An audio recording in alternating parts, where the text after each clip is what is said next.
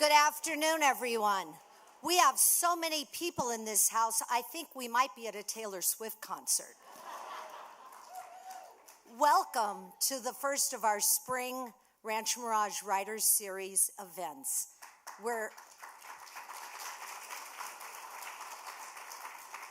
We had a great festival last month, and we're so happy to be able to continue to spread the joy with these Writers Series events. First, please check your cell phone. Check it now. Everyone look. Everyone make sure it's off. I want to thank everyone for being here. And today, there is not one person in this audience that's not either a Rancho Mirage resident, a Rancho Mirage Library donor, or a Rancho Mirage Writers Festival donor. So thank all of you for your continued support.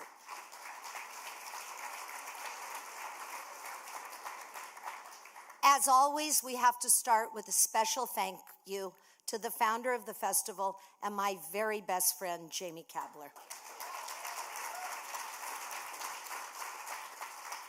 In the audience today, representing the City Council, we have Mayor Ted Weil, City Councilman Lynn Mulatto. Michael, are you in the house? Right there. Steve Downs and his lovely wife, Jerry.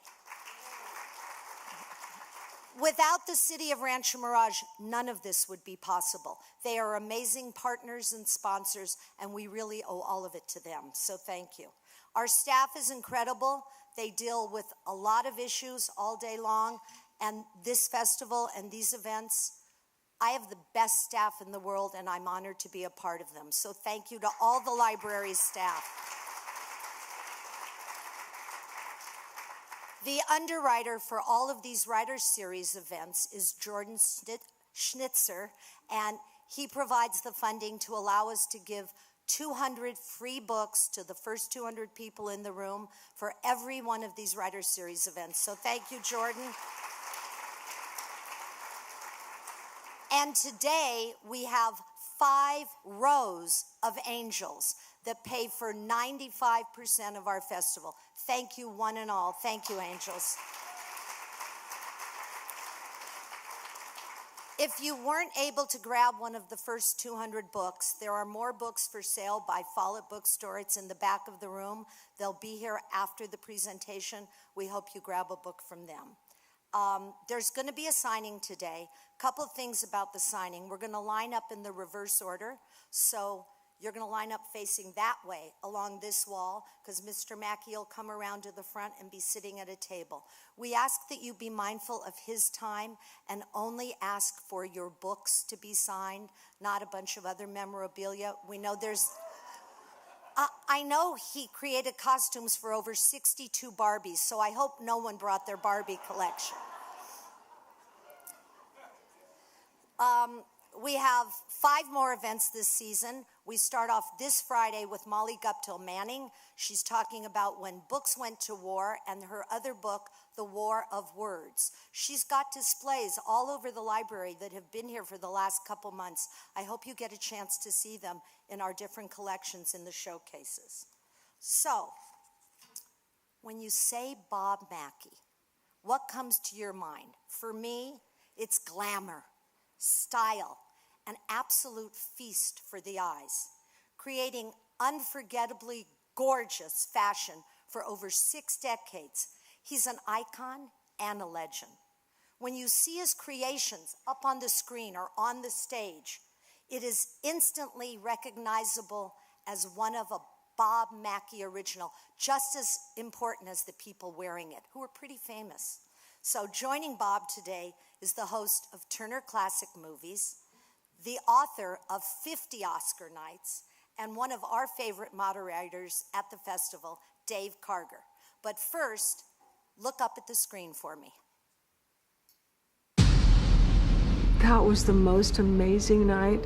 And this guy came up to me and said, "How does it feel to be at this party naked?" And I went, "I don't give a what any of you guys think." Oh my gosh, that dress, well. They start by getting you completely naked. That will go in the time capsule, and that was Bob's idea. You gotta be ready to be noticed if you're wearing Bob Mackie. I saw it in the window and I just couldn't resist it. Because all the real stars, all the biggest stars, wore Bob Mackie. This native Californian, Mr. Bob Mackie, honed his exquisite sense of glamour and theatricality into an art form. And the clothes of Bob Mackie were very much part of what I absorbed as visual beauty. You can't just show up. You got to show off. So I knew what I needed to do. Big hair and get a Bob Mackie. People were horrified. What? That's not fashion. When I was on the ship, oh God, when I was on the ship with the sailors. It's like 2 strips of a seatbelt and a leather jacket. He knows exactly how to dazzle and entertain. I mean, Bob invented the red carpet as far as I'm concerned. Ladies and gentlemen, in a word, Cher. He's the only one who does this detail. Was he always embraced or was he not embraced? Fashion is a little snobby, right? I think time tells truth, right? So, what were you like as a little boy? Were you like fantasizing? I was the strangest child you've ever met. They're a little artistic and they're things that you want to do and nobody understands. What does he do? Well, he's a costume designer. Well, he must be gay. That's the first thing you get. I think the movies absolutely formed me as a designer. And I went, oh, I could do this. I bet I could do this. You have to think about the mood and the person's talent that's wearing it. Can they wear this? Can they get away with it? And as the time went by, he would have to think up one thing after another. And the other day, he did one of the great outfits, and we were all oohing and ahhing.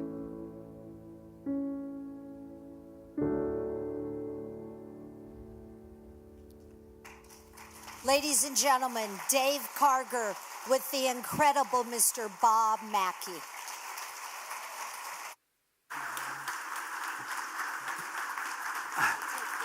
Okay. Thank you.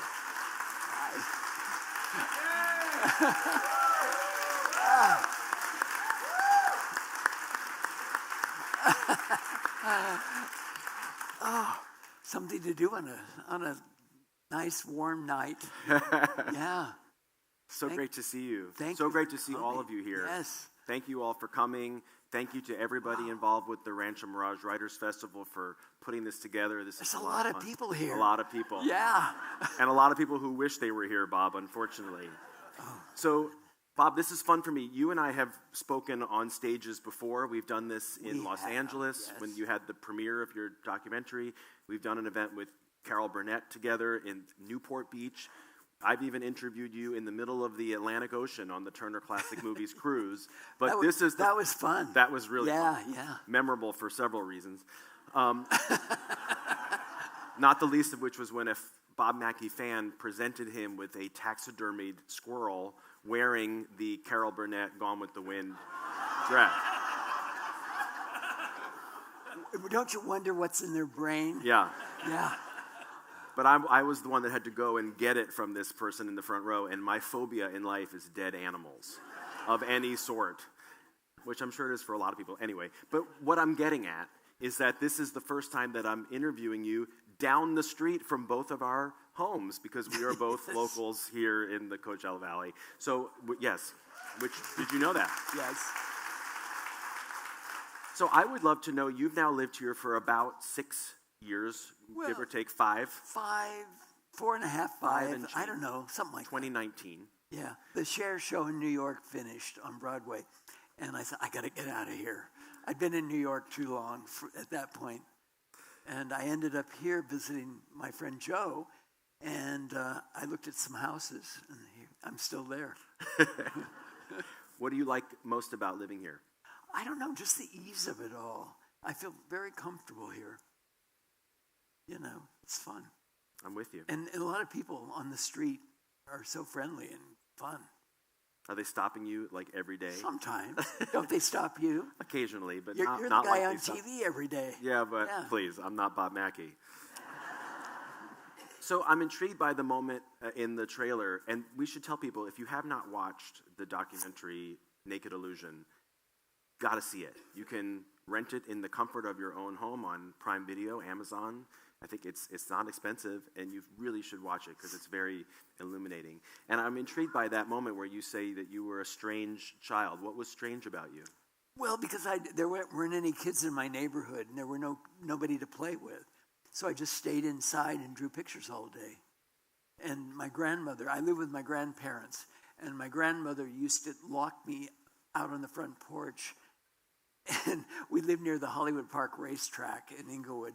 And they'd cut off our front yard completely and gave her a lot of money for it because it was after the war. I lived through the whole war. I'm that old. And it was just crazy, you know, and I would just be crying. And my grandmother said, "But you haven't had any fresh air all day." It's all right. I made a living out of it later. Did anyone teach you how to draw? No, you just start doing it, and you just keep doing it until you get better. Did you think that you were good from the beginning? No, I just did what I wanted to do, and I loved the movies. And you know, when it's during the Second World War, there wasn't any television, there wasn't any internet, there wasn't anything except go to the movies. And when you're 4 or 5 years old, they just say, "Oh, he'll fall asleep." And so I never fell asleep. And nowadays, if I see a film like on Turner Classic, and I said, "I've never seen this, but God, that is so familiar." And then I realized I'm looking at a film that I'd seen as a child.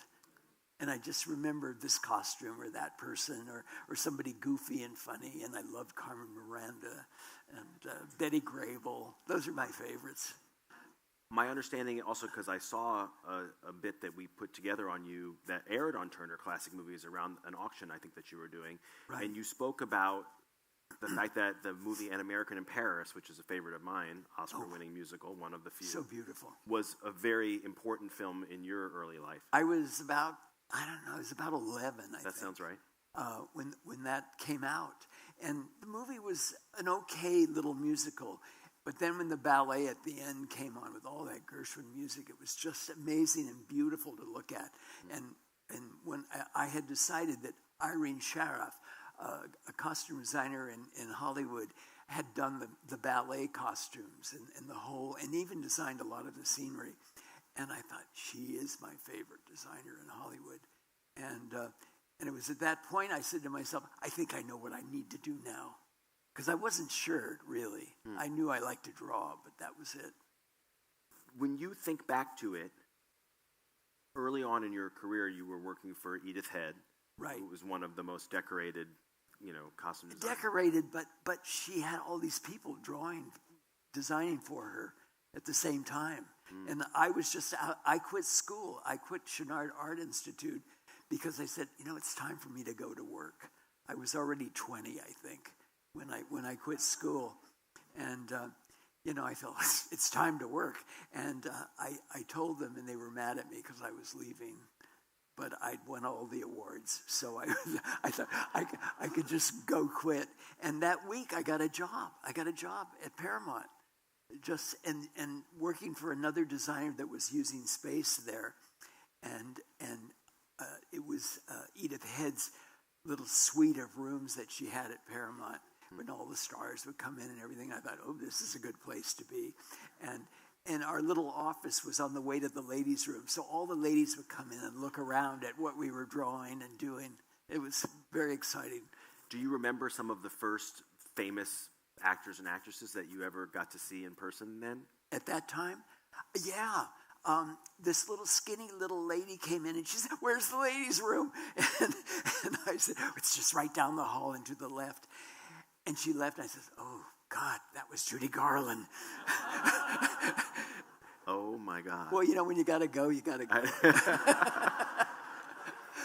So what's this bit that I also saw when we ran this clip on you on TCM where one of your early jobs was drawing strippers?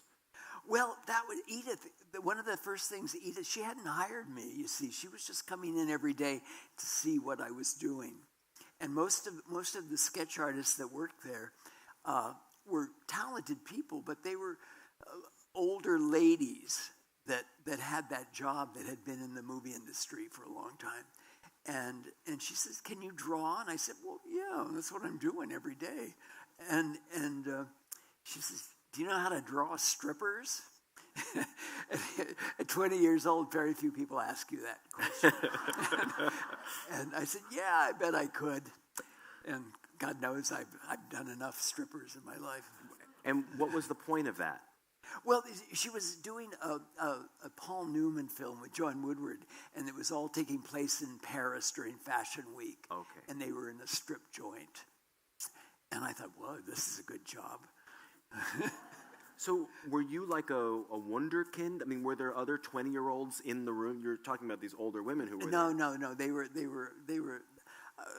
I don't know, what do people my age call middle age? Baldy. Now I'm really old, but it's okay. But you were a rarity. I was a rarity. I was the best in my class, but I've been drawing since I was 4 years old. And then I went to art school on scholarship. And I thought, oh, I'm getting better and better. I could tell I was getting better at it. And I just started working. After that, I went over to Jean-Louis, who was doing a Marilyn Monroe film. And that's what they really had hired me for, but she wasn't ready to start yet. And so Edith said, well, just stay here and you can help us. Huh. And then I worked for her a lot. And then I went back and forth to Jean-Louis, and I drew all these Doris Day movies and the Marilyn film, which never was finished, unfortunately. And it was right after that he called me and said, I want you to draw this gown for Marilyn to wear. And I said, well, what is it for? He said, I can't tell you. And I went, oh, okay. And it took me about a half an hour, and I did the sketch and everything, and I left it, and there wasn't anything else for me to do, so I just went home. And I asked again what it was for, but he wouldn't tell me. And a couple weeks later, there was Marilyn in the paper singing Happy Birthday to the president. And so it went on Turner Classics. Not Turner Classics, TCM. That is Turner Classics. That's Turner Classics? Yeah. Well, no. The auction people. Oh, the Julians? Julians, right. Yes. It went on Julians. And there was a whole table full of just kind of junky stuff that was left over from Marilyn's life that her niece had kept. And there was this little sketch in a frame of that drawing. And I'm eating my breakfast at home in the kitchen. And there was my sketch. And it was like several years later that it kind of surfaced. And then they sold the dress. Julian sold the dress to somebody in Australia, I believe. And it was like thousands and thousands of dollars for that little dress. Wow. Little dress. It was see-through with lots of little diamonds here and there where you needed them. So what I'm hearing you saying is that just because you can sketch and draw doesn't mean you can design. No. Yeah, to be a good costume designer, I always say you have to really love the business, show business, the performer, and watch them and know how they move and what they look good in and the kind of work they do and what you know that they can get away with. Because you can't put those certain kinds of clothes on everybody. Did you know that? We talking about the documentary, which you saw the trailer for. It's so fascinating because it takes you through so many different parts of Bob's life. I had the best clients ever. You really did. I have. I still do. And they're all super fun, and we're going to be talking about them. At the same time, the documentary is also fascinating because we learn so much about you. We meet your former wife, Lulu, who's fabulous and remains a great friend of yours. We hear you talking about Ray Aguian, who was your professional and personal partner for somewhere around 50 years. Yeah, we worked together, had our own business, and I think we had the best costume making house in all of Hollywood at that point. And we had really wonderful, wonderful clients. What's it been like for you now that people are seeing this documentary? Because you are someone who usually talks more about your professional life than your personal life. Has it been interesting for you to have that kind of more publicly out there? I don't care. I just wanted to be honest and do my work, and that's what I was usually doing. And then people ask you questions, and you answer them. Sorry.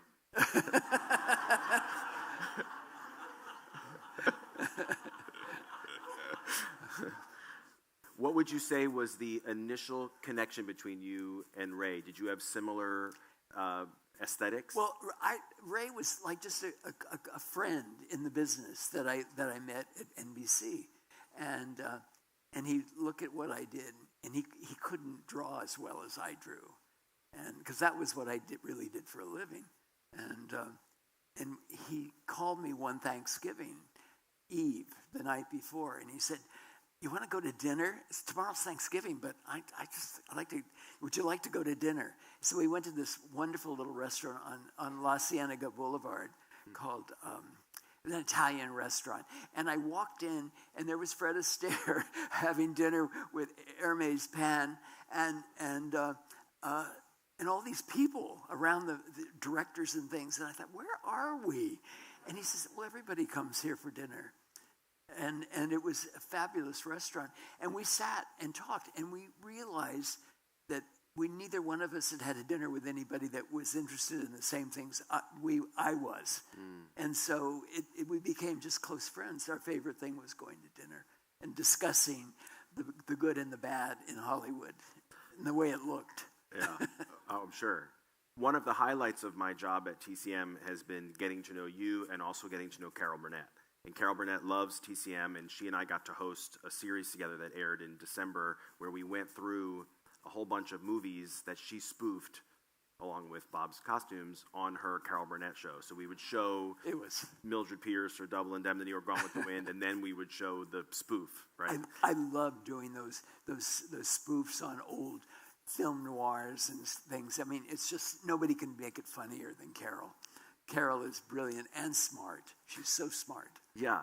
But having said that, she really credits you very often with being the doorway into the character and creating costumes that added to the comedy. And she says often that she would oftentimes not really be sure how she was going to play the character until she saw the costume that you created for her.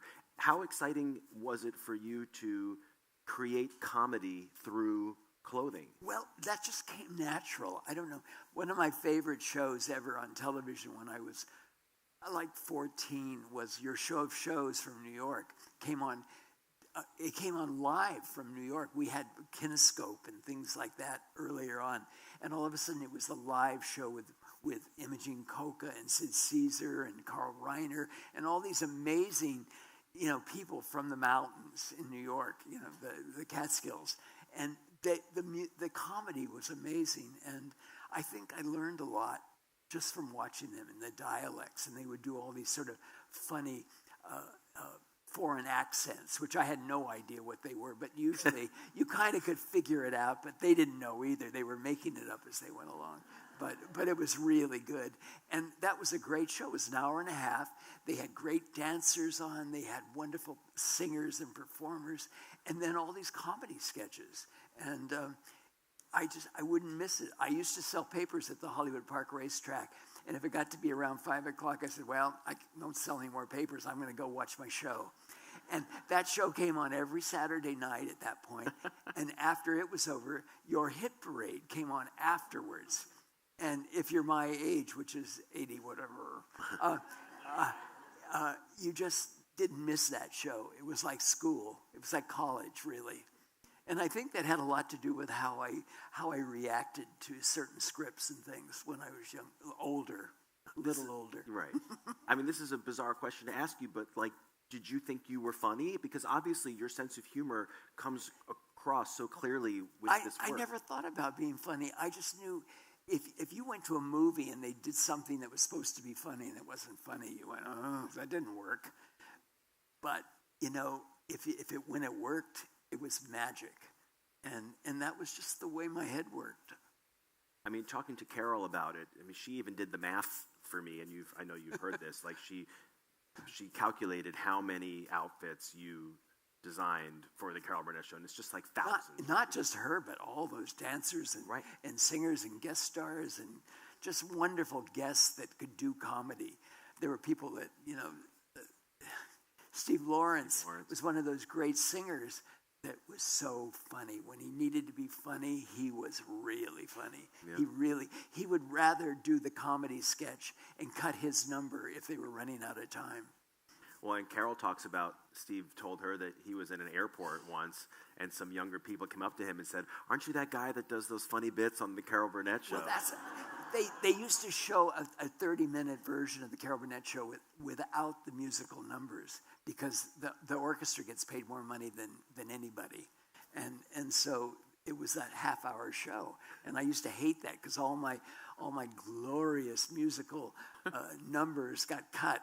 And I just like, I don't know. But then finally, they started showing the entire show. Right. Yeah. When you think back to those days, particularly with the Carol Burnett Show and just the volume that you were dealing with, did you just have endless energy? Was it exhausting? I loved doing it. It was so much fun.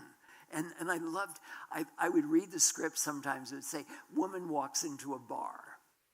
And you go, well, who is she? Where does she come from? Who is she? And I sometimes would read the whole script and I go, oh, well, I know she's a 10th Avenue lady and she doesn't go to that bar all the time. And I had all this in my head that I was doing, and I would design it all, and then I would show her the sketch and I kind of tell her what I was thinking, and she said, oh, now I know how to play that. Exactly. I never knew before. And it was like that. We had such a good time. And I had never had another client that had that much to say about anything, costume-wise. That's so she great. did. But she loved what I did. I mean, you've talked, because people like me ask you, you've talked endlessly about the Gone with the Wind dress, and I've heard you speak about how there was a period of time where you were kind of like over it, right? Like, okay, this is going to be on my tombstone, for God's sake. Yeah, no. But the thing is, when I got the script and it said, she comes down the stairway, wearing the drapes. And you go, huh. I said, we saw that joke already in the movie back in 1939, the year I was born. Mm-hmm. And I'd seen it that summer. It had come out for us folks that weren't awake in 1939. And I don't know. I just said, that's not funny anymore. We've got to come up with something that's funnier. And it took me all week. It was the night before the show taped that I finally figured it out. And I called the drapery department at CBS, and I said, send me some of those green drapes with all that gold fringe on it that you have on the window, and a curtain rod and a this and a that. I thought, oh, I hope this works. And the workroom and we just sort of put it all together, and I had Carol come in the next morning. I said, I wanted you to see this if it's going to work for you. And it worked. And she told me that she started laughing like the second she saw it and she knew it was going to be a smash. Well, but that movie, everybody in that audience in that day were of certain age. They'd all seen Gone with the Wind, and they knew the original joke. And this was just trying to do a better and funnier version. And the movie was really in the consciousness at that time in the mid-'70s because it had just aired on NBC. It had, yes. Yeah. So even if you were young, you saw it anyway because your parents watched it, probably.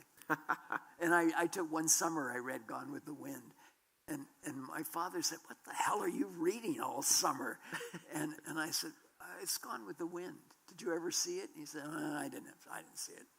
And I said, okay, well, you should try to go see it. It's probably good. It was 4 hours long. Yeah. So if two of the things that people immediately think of when they hear your name are that curtain rod dress and Cher's Oscar outfit, what would you say are some other... Which outfit? She had thousands. Well, the one that Joe described as the seatbelts. No, that's a video. No, the one where Jane Fonda said, "Wait till you see what's about to come out." Sort of because there was the year she didn't get nominated, where she wore the crazy dress, and then when she with the headdress, and then the year she won, yes, she also had crazy ones. Yes, well, they were all a little iffy. What are some other? The girl was not shy. No, still isn't, and shouldn't be. And she looks what amazing. A mouth on her! Oh.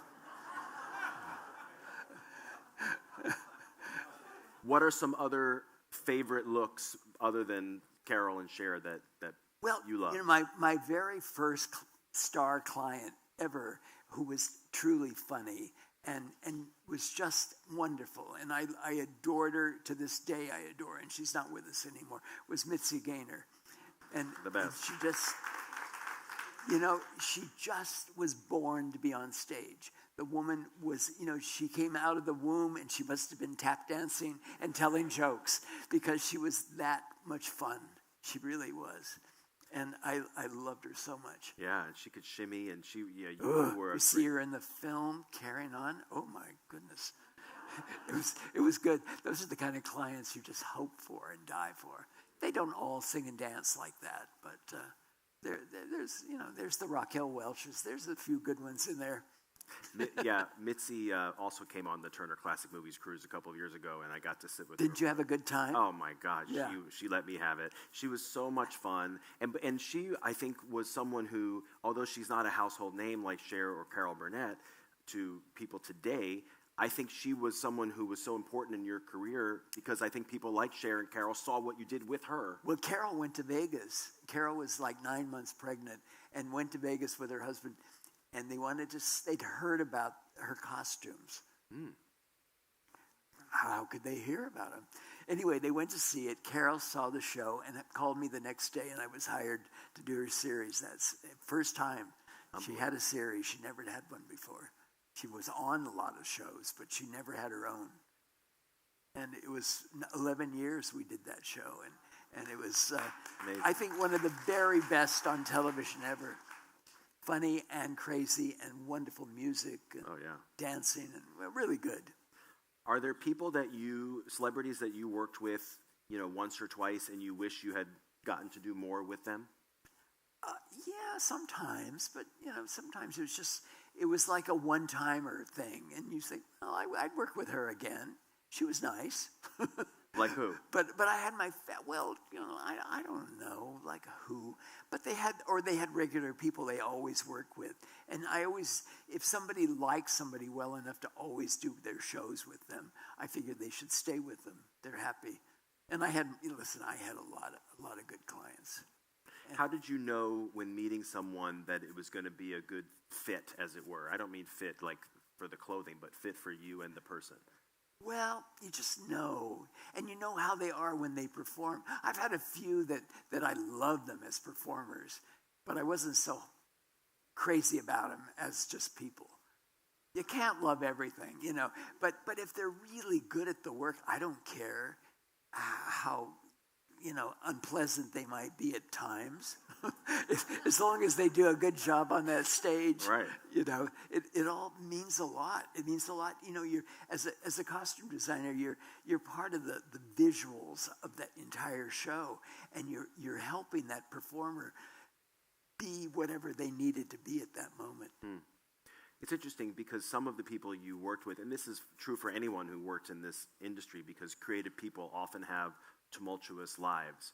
So you look at the footage and you see that you've worked with Whitney Houston and Tina Turner and Judy Garland, people who went through ups and downs in their lives. Right.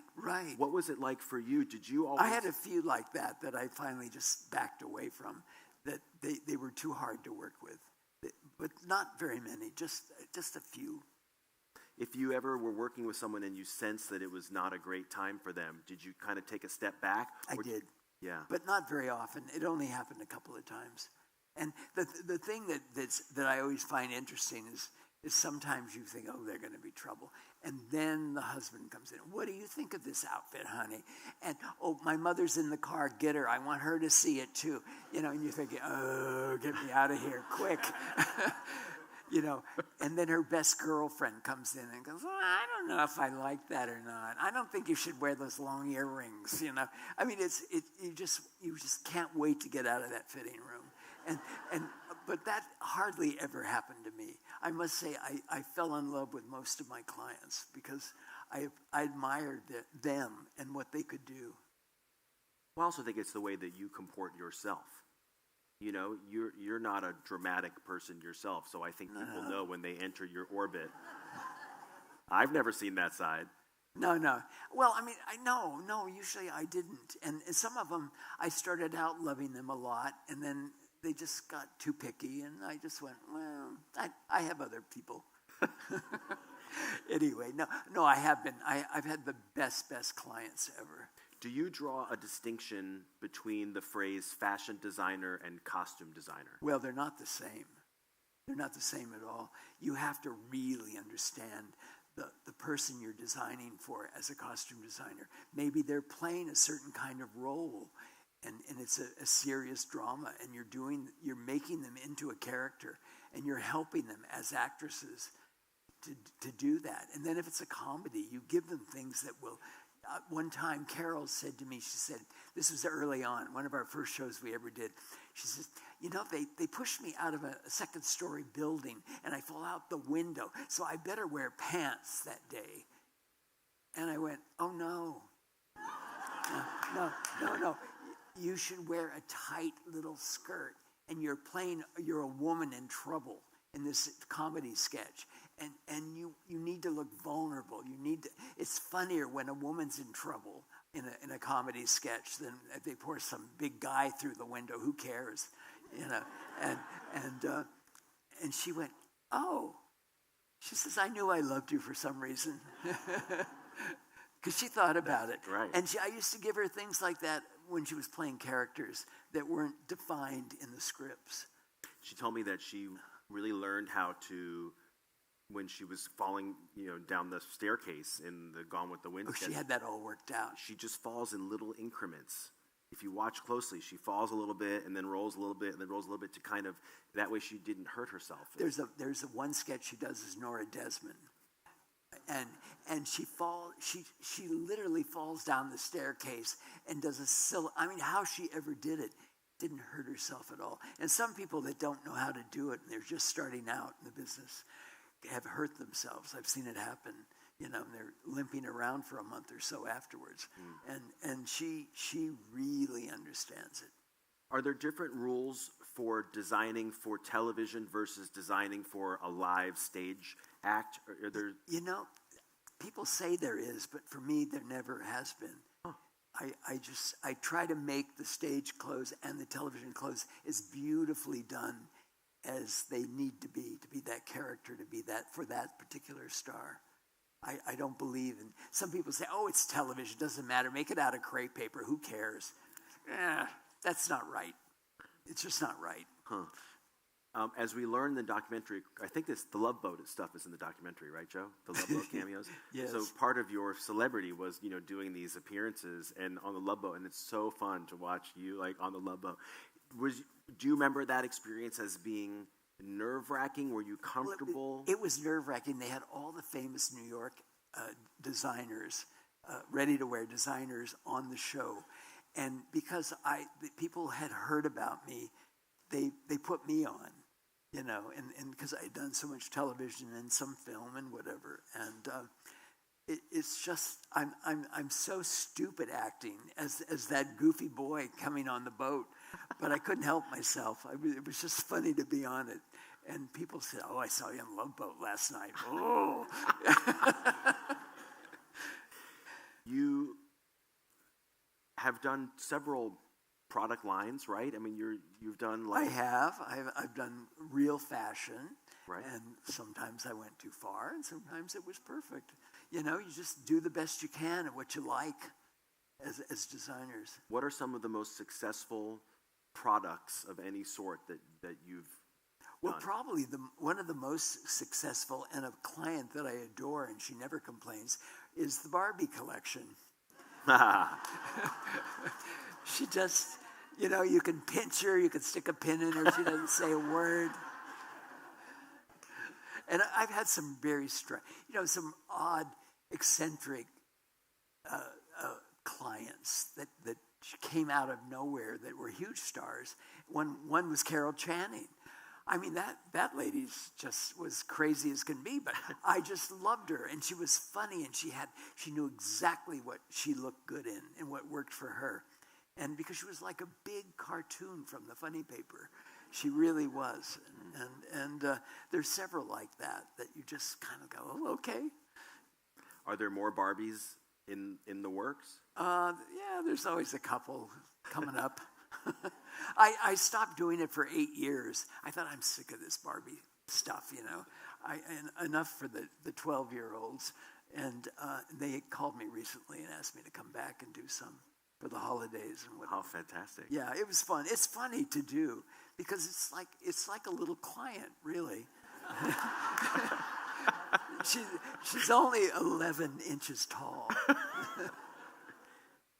Are you surprised by how relevant you are right now? I mean, you have Miley Cyrus, there's Zendaya, all these Pink, these fantastic young. I've got these little who used to be little baby girls working at Disney, and you know what? They grow up eventually and want to be sexy, and it's just kind of wild when you think about it. And they get up there and they know more about show business than the grown-ups. They might be 21, but they know what lighting is good, what their makeup looks best on them, how to do their hair. They could be choreographers if they wanted to be. They're born to be on stage. And of course, after all those years of working at Disney and working at all those little state fairs and playing, when you're 12 and you're playing 7 years old, you go, oh, when will I ever be through with all of this? And now they're beginning to surface. So, I mean, you're here today with Joe McFate, who you mentioned. He's your design director, kind of right-hand guy. Are you guys out there hustling, like trying to meet the younger generations of performers, or is this stuff happening organically? They've been on their computers looking at old pictures of things from the past. I see. And said, if we called him, maybe he'd loan you this dress. This is usually the agent or whatever, and it's happened a couple of times. And they're wearing these dresses that might be 50 years old. I mean, I've been in the business 65 years in the union. That's a lot of time in one union.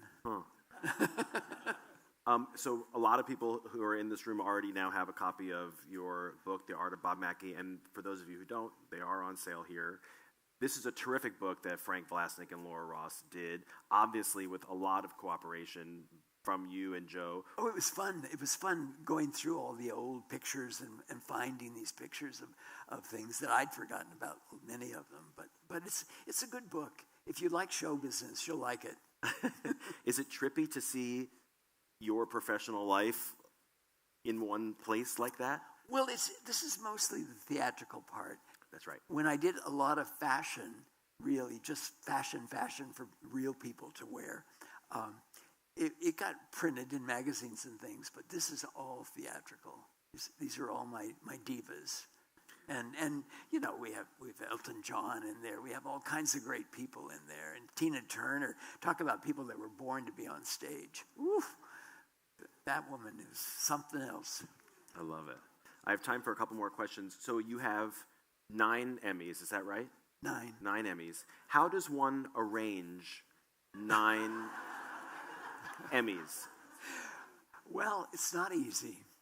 But, actually, we used to, they started coming, I sort of was the hot person for the moment, and I was getting them every year. And they calm down after a while. Other people come around that can do things. And so, but I had a shelf in my fitting room way high, and all the Emmys were up there. And then the other designers that worked in the place with me, doing their own work, if they got an Emmy or anything, they would, can I put mine up there too? And they put them up. And people would come in and be fitting, and they'd be kind of like, oh, I don't know if I like this. And they'd look up, and they'd see that whole shelf of Emmys. and I would say, yeah. She says, are those all Emmys? I said, yeah. How many? I said, I don't know, 9. And, it's funny. They just kind of trust you a little more, maybe. I don't have an Oscar, but I got nominated a few times. 3. I told you that once. Believe me, I knew. Oh, you knew already. And in the documentary, it's hilarious because, the one that the one that arguably you came the close to winning was probably Pennies from Heaven, right? Just because of how great all that was. Carol Burnett was very upset in the documentary. Carol Burnett's a riot, and she is so lovely, and she treats me like I'm related to her. You know, I'm like her little brother or whatever. I don't know. It's just kind of funny. There's a very funny moment in the documentary because I think it was Chariots of Fire that beat Pennies from Heaven in the costume department, because Chariots of Fire swept to kind of won everything that year, and she that's ridiculous. Well, it's ridiculous. She said it's ridiculous. They got their shorts and a T-shirt with a number on it. But God bless her. She's so loyal. But one thing I learned that today when I was talking to you is that you won the first ever Emmy for costume design. I did. Yes. Actually, Ray again and I were going to do it together. We were hired to do it together. It was a huge thing. It had all kinds of Agnes Moorehead and Ricardo Montalban. This is Alice Through the Looking Glass. Alice Through the Looking Glass. It had the world and the Smothers Brothers. All kinds of crazy people were in that. And it was a wonderful big special. And where was I going with this? The first Emmy. Oh, the first Emmy. Yeah. And then we were talking, well, they don't, in one of these production meetings, they said, oh, no, they don't give Emmys for costumes. And they wear their own clothes. I said, how does the Red Queen go to May Company and buy a dress as the Red Queen? You know, it was just one of those things that it's not true. But there were so many talk shows in the early days of television. Everybody was given a locker, and you could lock your purse and your coat and whatever you had extra with you. And you'd wear something you thought would look good on television. And then all of a sudden people started doing variety shows. And they just kind of took it like the woman brought her own in or something. It was the strangest thing in the world. Anyway, we won. We won it that year. That was in 1966, I believe. And it was great fun. And because of that, I started getting lots and lots of work. You know, more and more was coming in. And I did, several big shows every week. You know, I'd have Carol Burnett over here, and you'd have to go through the ladies' room to get to the other show, which was Sonny and Cher Show. And if you were a man, you had to go through the men's room to get over there. And everybody would come over and see what Cher was wearing that week. Of course. Or they'd come over and look at Carol, one of her sketches, and laugh themselves silly and go back to their other show. It was like a big family at CBS. You've permeated so much of pop culture, but not beyond the looks, right? So like your name pops up in Waiting for Guffman. It was name dropped. Bart Simpson mentioned your name. Daffy Duck mentioned your name. Like, when you hear about these things, are you blown away by it? Well, no. I mean, I was like the joke line.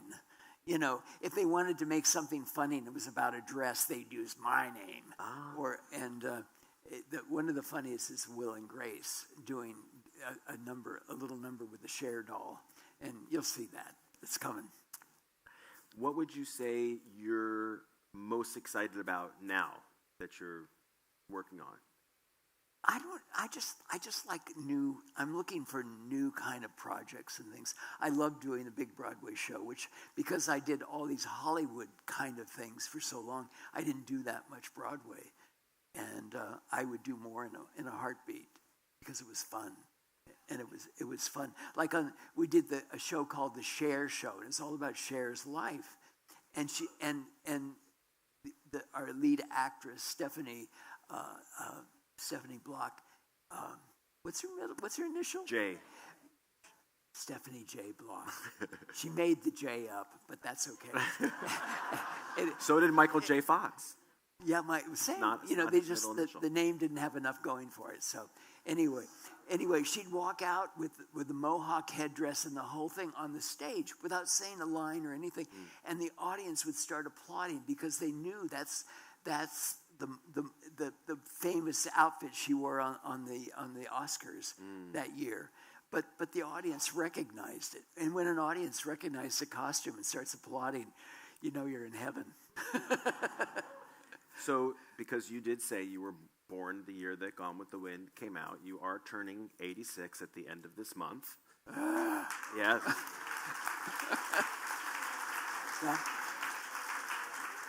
March 24th.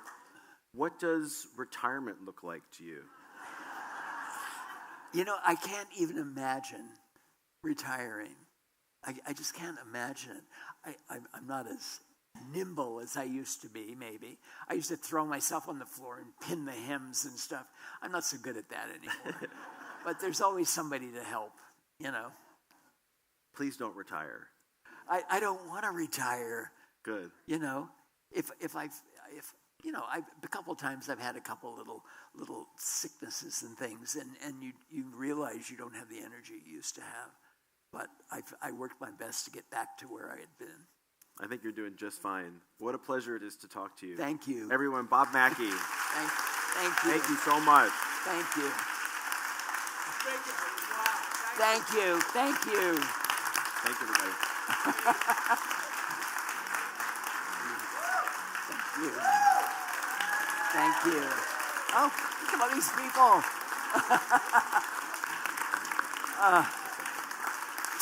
Enjoy your books. Yes, you're going to love the book. And read the writing. Don't just look at the pictures.